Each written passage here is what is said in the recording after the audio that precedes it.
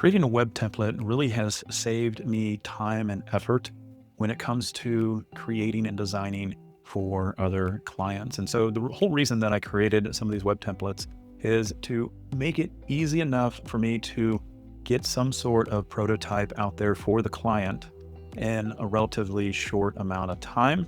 And then obviously tweak things over time once we get a good solid foundation on knowing this is the exact path that they are wanting to go. So what I wanted to do in this video is show you the web template that I'm using. And obviously I'm going to be able to give you a link to where it is if you are wanting to download it as well. But I am taking a client's page because they reached out and they said, hey, take a look at what I have and see if there's any way that you can improve on it. And I did take a look at it, and I went ahead and said, hey, you know what? That the website that you currently have is definitely not SEO friendly. And I would prefer to have maybe a whole rewrite of everything that is on there. And so I went ahead and did it really quickly based upon the template that I had. I think I maybe spent less than an hour doing so. And in doing that, I was able to reach out to the client and say, hey, this is what I did. You can take a look at it.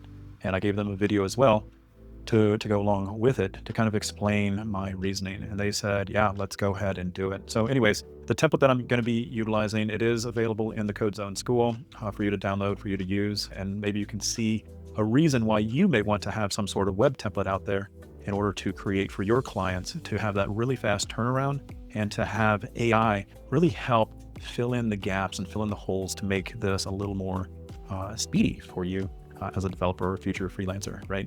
So anyways, first I want to take a look at the web page itself, the website himself that we had to work with, because that's going to help drive some of the coloring as well as some logo design and stuff as well, because I really wanted to capture their colors and their font and everything that they were utilizing. So first I'll show you their website, then I'll show you our template that we have, and then I'll show you the prompts that we walked through in order to go from the initial stage of the template to the final stage. So let's go ahead and take a look at his website here. So this is their current site, and I have this pulled up in Safari because for some reason I was getting some errors on Chrome.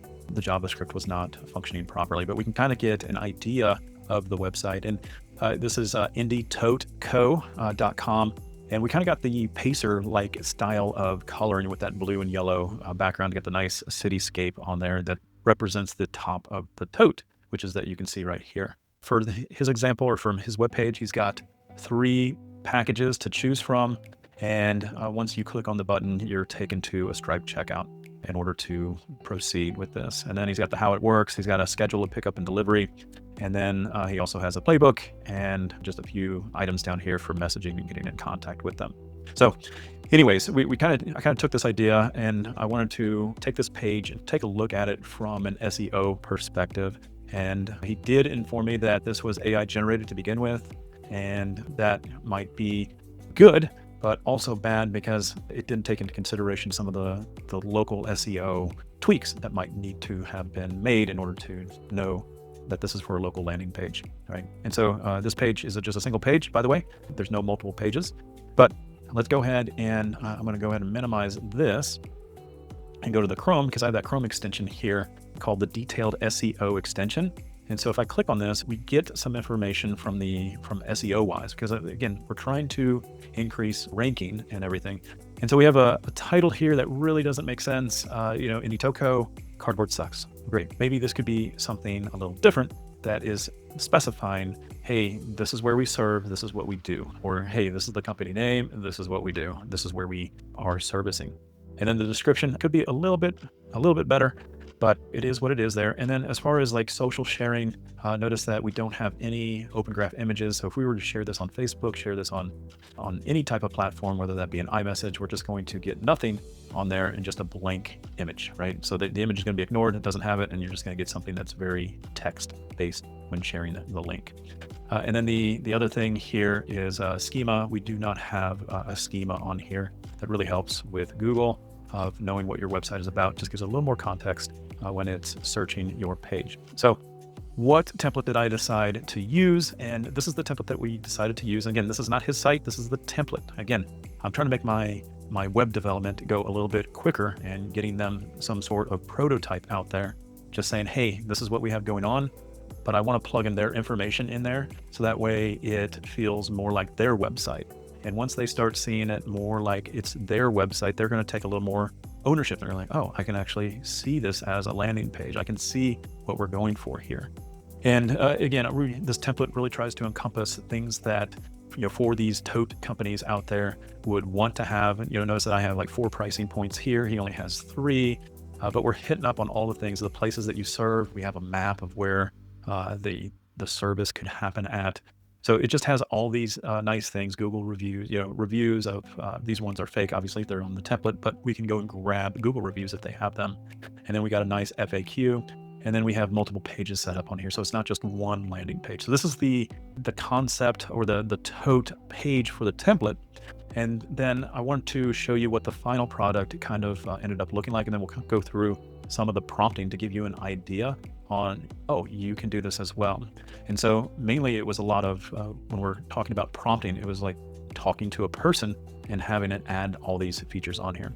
So the final website kind of looks like this, of what we're submitting to him to take a look at. Again, this is all based off of that same template, but we have these buttons here: order totes, view packages. It will take you down to the package totes. And I said, hey, he only has 3 packages. This is what the 3 packages end up being. We also have the map area from the template, and now it goes over all of the places that he does cover and does represent. And then we actually got real Google reviews that they can go ahead and click and verify as well. Now, when it comes to taking a look at that SEO tool that we were using before, here's what we ended up going with: Indianapolis Moving Tote Rentals, and then Indy Tote Co. Right? We're capturing where they service and then their company. The description, again, we're telling you where they're coming from and then the services that they kind of go off of. When it comes to images, and again, all this stuff was created by the AI in order to help with grabbing this. So when it came to the social sharing icon, it went ahead and created this here for me as well, which will be shared when everybody shares the link. So anyways, lots of neat stuff that was done by AI in order to help us move the ball forward. And I'll tell you, I'll go through some of these prompts here so that way you can kind of get an idea of what the process was. And this really took less than an hour, just a little bit of back and forth.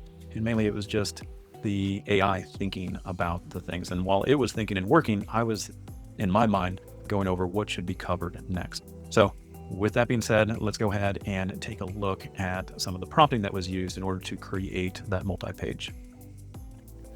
So when I went and originally was creating these templates that I have in the code zone, I really wanted it to be a real simple, almost like one-stop shop of a file that your AI or even you could go in there and edit to make your tweaks to make sure that it matches what the business has to offer. So one of the nice things on the template is that there's this config file here that, like I said, talks about what goes on throughout the web page for it to pull on. And also we have some common theming that can go on as well. But anyways, let's go ahead and start with some of the prompting that we have on here. So the very first thing that I wanted to do and wanted to get set up with this is I wanted the business information to be displayed. I was kind of talking a little bit about the company. Hey, this is the company's name. This is where it's based out of. Here's the current phone number that's being used. I also mentioned on here that instead of 4 packages, there's going to be 3 packages, gave them the price points. I also included the primary color and secondary color that they were using on their webpage. I went ahead and grabbed that from their webpage. I have a little color picker here where you can click on the tool and you'll have this little icon here that will search out any color that you put it over. You'll see that little square light up, but you're like, hey, I know that this yellow is part of their branding, right? And so that's going to be the secondary color. So it's automatically copied to my clipboard. And then all I have to do is go back to the prompting and put in the color. So that's where those colors kind of came from. And I also mentioned that this the primary calls for this, we need to make sure that it's going to be SEO driven based upon local SEO. I said adjust the H1 tags as necessary, the H2 tags as necessary, so that way it will automatically be good and ready for the SEO. Now we're going to later on in this with the SEO kind of adjust and kind of confirm and with the artificial intelligence and go back and forth a little bit with the SEO to make sure that it is good and ready. So you can see that it worked on this for about 5 minutes and it got everything going. It updated the map. It It even reached out to their website, which is really nice, and got a little bit more information. So anyways, that was a very first clean walkthrough of just getting the initial information switched. And then I said on here, SEO wise, on the very first homepage that we go to, how does this compare SEO wise, right? And so what am I talking about that? Where did I get that information from? Well, all that information came from altering or updating the actual web page build itself. So as it's building out, I get to see it. And then I'm able to, on my local device, use that extension again. And so that way, when we click on this, we can go over here to the headings and we can go ahead and copy this, right? Copy it and paste it in there and let the AI kind of help drive that conversation to make sure that we're meeting what are some good Google standards to use. And many of the times the AI will actually go and reference and reach out to the website of Google for best practices. So that's another great thing that the AI does. So anyways, it made a few of those changes on there. And then the next thing is incorporating the Google reviews. I really wanted to capture those reviews since they've already had several 5-star reviews. And so I wanted to make sure that those were on there as well and well represented. Now, the problem that I did run into is it was not able to scrape the information properly. And so what I ended up doing is just heading over to their Google reviews and basically just copying them and then pasting them into the document here. It may look weird to us, but the AI was definitely able to pick that up when it was going to be putting it in there. So it said that it put the reviews in there, and that's what we see in there to this day. And then I also asked it to clean up the logo. So the logo that they originally had on there was a white background. Okay, and so typically when you're making these, you want to make sure that the background is transparent. Now, one of the things that I would say that I had to go out and do my own was I did have to do this part myself. I utilized Canva. They have a great background removal process. And so I just took this image into Canva and had it remove the background, and then I added it to my program here. After we got a good, clear background of it, I was able to use that image, no problem. And then I also updated, because on the original demo, if we look at the demo site down here at the bottom footer, I believe we have Instacart or Instagram and Facebook.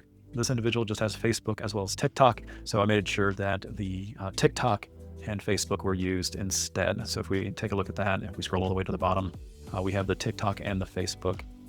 And I did have to do a little bit of additional prompting and just say, hey, I see that we've added the TikTok. That's great. The link works, but the TikTok logo wasn't there. And it was able to go ahead and add that TikTok logo on there.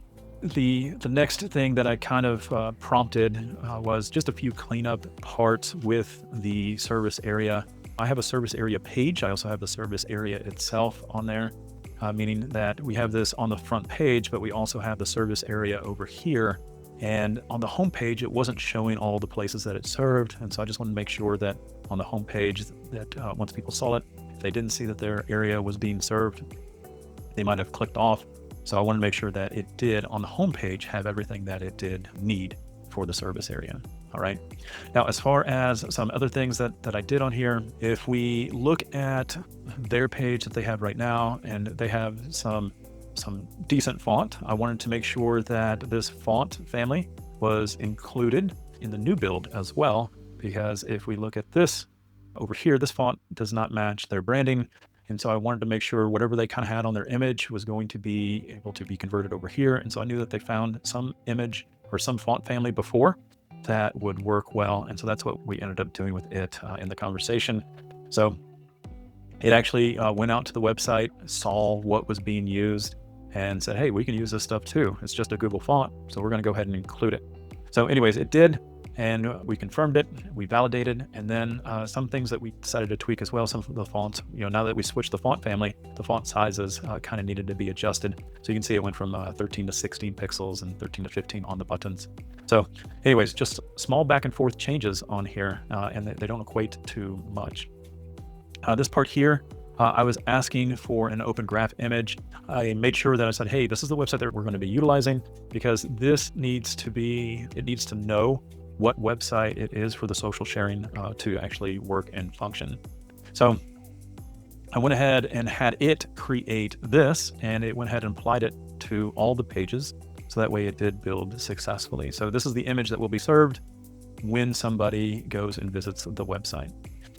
Now, one of the last changes that I kind of made on the page, and you can definitely tell the difference here, is on the original template, is that it basically just had like one color here. And then once we got down to maybe the map area, it changed color. And I was like, I really want to make sure that Pacer color blue popped out. And that way I said, hey, can we make this first part, this first section here, that blue? And so I really think that that helped with the cause of, hey, we have some definitely a line division here for the navigation bar, as well as, hey, we got some contrast thing right here. And it went ahead with that one simple prompt, and it knew that, hey, I can no longer keep the text the same color as it was before. I'm going to incorporate the secondary color in there for the buttons and the 5-star reviews that we see right here. So it really matched up really well. And that's the most amazing part of going through the AI stuff, is having that. Now, one of the final things that I wanted to make sure that this template had in it was the way that this builds out. I would love it to have a sitemap builder included in this. So anytime we build it, it will automatically update the sitemap, so that way the crawlers, the web crawlers, can know where to navigate, where can they navigate, and where they shouldn't navigate. And so that's what the robot.txt file does. And we also are providing a sitemap that gives a path to these crawlers on where they can crawl and what we have available to them. Astro has this type of integration built into it. We just had to install the package. And so once we do our next build, then it will have that in there. All right. All right, so hopefully the video didn't bore you that much. And thank you so much for watching. Like I said, these templates, they're going to be in our Code Zone school community. Make sure you check that out. And we did reach out to the guy.